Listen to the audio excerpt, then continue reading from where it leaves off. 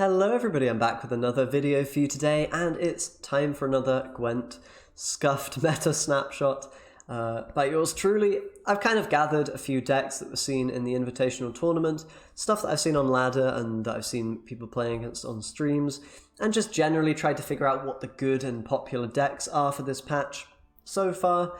Now, of course, very likely I'm going to miss some decks and some versions of decks, and the versions that I have aren't necessarily going to be perfectly accurate as to what everyone is playing, but this should give you kind of an idea of what decks you might be facing on the ladder and what tends to be quite popular.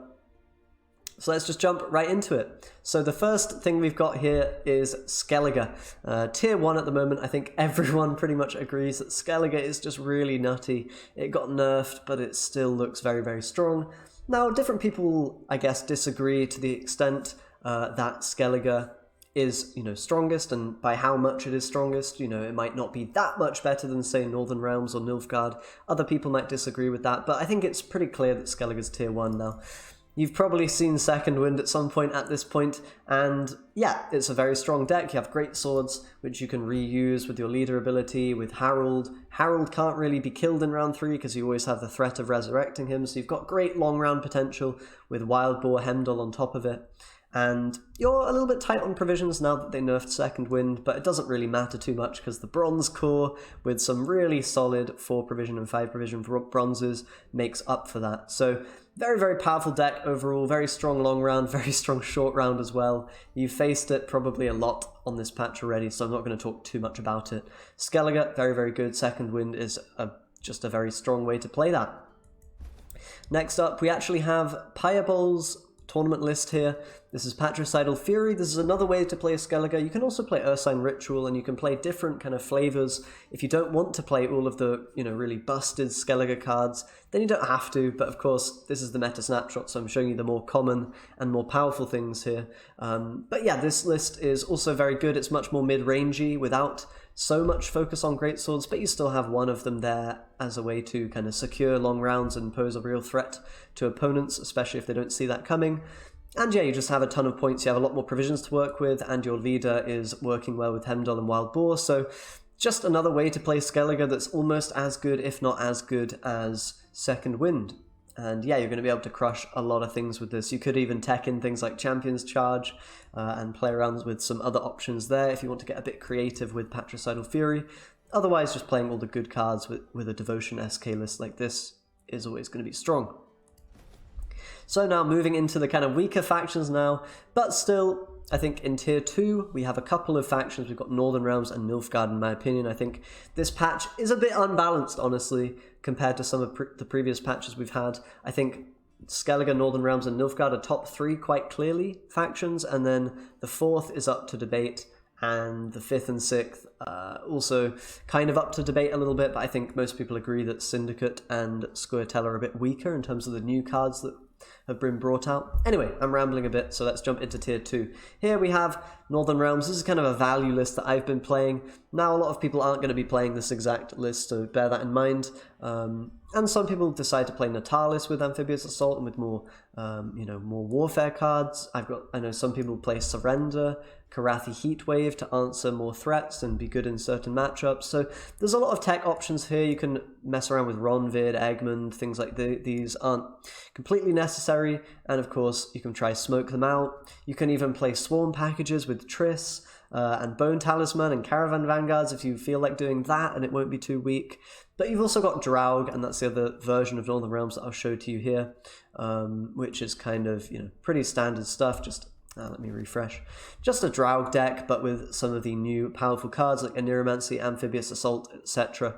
I was debating whether putting a kind of Commandos deck on this list, but I decided not to, just because I haven't seen too much of it, and I don't think it's too strong. It would probably end up being a tier 4 or tier 3 maybe deck if it were to be there. I don't have a solid list of that available at the moment, but I'm sure you can try to make Commandos work, and I'm aware that it is a thing on this patch with the Aniromancy and Amphibious Assault with the Commandos and Scouts, so that can be pretty powerful. But Draug on its own is also just very good. You have a lot of ways to get humans with the Vanguard still, and the frigates allow you to win rounds, win long rounds even after you've lost your Draug, or if you want to win an early round, you can play frigates. So Definitely, Frigate as a Northern Realms card is just absolutely crazy good, and it has opened up a lot of sort of playability for Northern Realms, and I think Northern Realms is second or third best faction this patch. So those are the two Northern Realms decks I have for you. As I said, there are a lot of different ways you can play it, so you be the one to kind of experiment and see what version of it you think is best for the particular meta you're experiencing. And now let's move on to Nilfgaard. So I see quite a lot of a deck very similar to this, or this deck, which is Devotion Nilfgaard, basically playing Masquerade Ball, going greedy and trying to beat Skellige players with that greediness, you know, saying there's no Bomb Heaver because people will be playing Devotion Skellige, and other Devotion Nilfgaards won't have Heavers as well. And then you've got the Usurper, which works quite nicely with that, you know, gets up to Aristocrat level and activates your scenario late game, and works with the agents, the fangs that you spawn. So you've got a bit of poison. You've also got the Enforcer package there to really just go to town in longer rounds and shut down the enemy engines. So you can kind of do a lot of the things that Skellige is also very good at, you know, winning short rounds and long rounds. Provided you don't run into other people playing scenarios, then you're not going to be too sad that you're running a Devotion deck. And you're going to get a lot of points with the Enforcers and with the poisons. So pretty powerful stuff.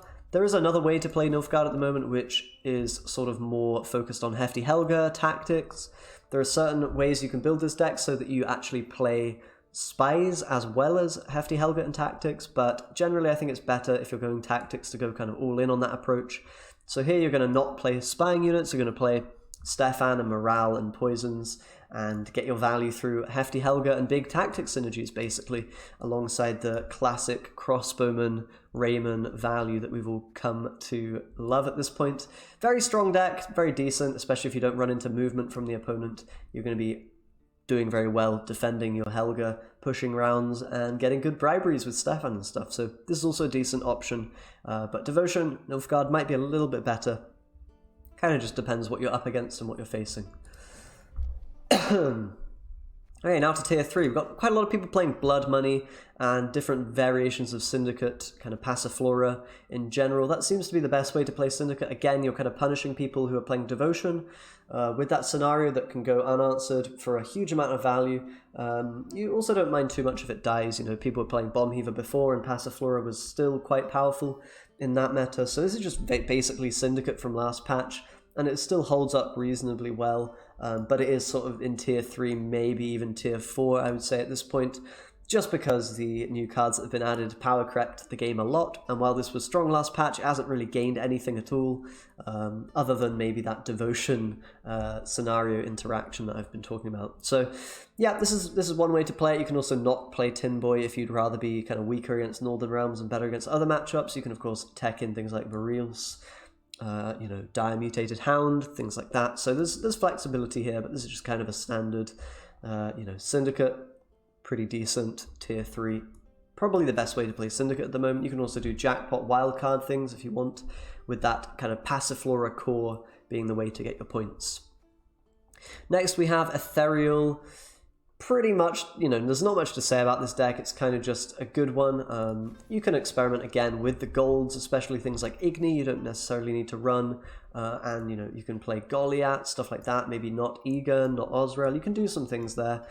This is just kind of a regular Ethereal, all-in Ethereal, double kind of Caranthe on him. Use him twice, get that haunt value. Bit of a risky deck. I'm not sure this even deserves to be in tier 3. It might be more of a tier 4 deck.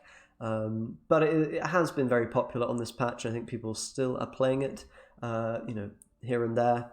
There are certain cards that are being teched in now that can deal with this. So, you know, you're thinking, you know, even Lambert or just the Tin Boys or the Lacerate Surrenders, etc. So there's stuff that's coming out to answer this now. And, you know, if it gets answered, it is pretty weak. If it doesn't get answered, it's pretty decent. So that's why I think it fits kind of in tier 3 or tier 4 territory. I have a video on this kind of a deck. If you want to go check that out, you are welcome to do so. And now into tier 4 territory. I haven't got too many decks here.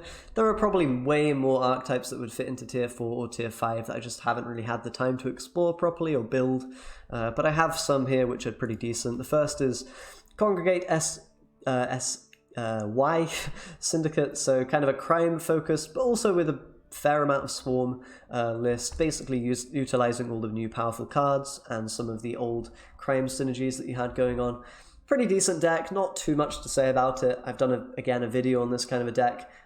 You can definitely win with it, but yeah, tier 4 worthy. You're probably better off going with a Passiflora Syndicate if you're caring about win rate. This deck is definitely going to have a real difficulty against Skellige, who just punish you for going wide, and for not having enough tool removal, which this deck definitely lacks. But yeah, it's a decent one in other matchups against Poison Nilfgaard, for example, can be pretty fine. And yeah, let's go to the next monster deck I have for you, which is actually very close to EI Sloth's tournament deck, and I don't think this is particularly strong, but you do have a pretty great amount of value available from Overwhelming Hunger as a leader. Just a big point slam leader. You're going to lack certain things if you play this kind of an archetype where you wouldn't if you play, for example, Nilfgaard or Skellige, and this might be tier 3 worthy. Again, the differences between these kind of tiers is not huge either, in certain cases. So yeah, again, if you would rather play more of a kind of value-based and, just basic, not gimmicky monster deck, then this is probably the better option over something like Fruits of Ethereal, Fruits of Ysgith, Ethereal, you know what I'm trying to say.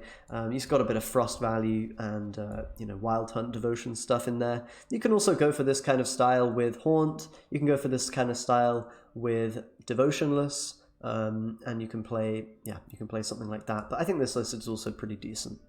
So there's that. And last but not least, in fact, last but least, we have scoia'tel, Mystic Echo, probably the only real scoia'tel deck I've seen played. I guess there are probably elves going around occasionally. I haven't really seen them at all, and I think they're quite weak. But you could play elves, and they'd probably be in this tier 4 kind of range, similar elf deck to how you had last patch, potentially. But definitely trying the Devotion, Ithne. It works on some level. You're going to struggle in a lot of matchups, I think. But in theory, if you're able to, get a good hand, or the opponent doesn't play quite, perfectly, then you can definitely win with this deck. It's not an unwinnable thing. You definitely have a lot of power with Water of Broccolon, possibly replaying it twice, bro stacking quite quickly, getting Oak value, Protector. You have some really powerful plays. It's just you're kind of lacking a little bit. Again, tool removal. You could think about putting poisons in, but then again, that's a bit risky, a bit weird. And yeah, again, the problem is going to be great swords and generally units going really tool, like monsters, for example, where you can't really punish them. So yeah, scoia'tel's in a bit of a sad state. You've got options for pretty much every other faction that are decent and viable, and hopefully this will help you to get a bit of a foothold on this meta if you still aren't quite there. And again, yeah, I might be missing some decks and these won't be perfect, but hopefully that gets you in the right direction. These are scuffed snapshots after all, but I'm hoping that it's enough to help you out. So thanks a lot for watching, guys. If you did enjoy and found this useful, then please do subscribe for more videos, and I'll see you guys next time. Bye-bye.